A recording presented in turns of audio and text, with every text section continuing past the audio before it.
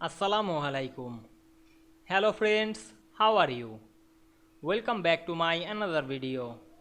In this video, I am going to show you how to center text between columns in Microsoft Publisher. Let's get started. At first, we have to open a Publisher document and take some text. Now we want to make our text between center align. Go to the Insert menu. Then click the table option, then insert a table, then make this table size some big, then write anything on the table cell,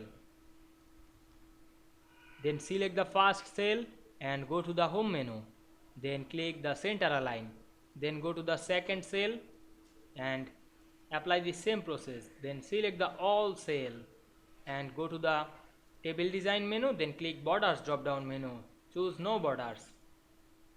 Now we can see we center text between columns very easily. I hope you enjoyed the video. Please like, comment, share and subscribe my channel. Thanks for watching.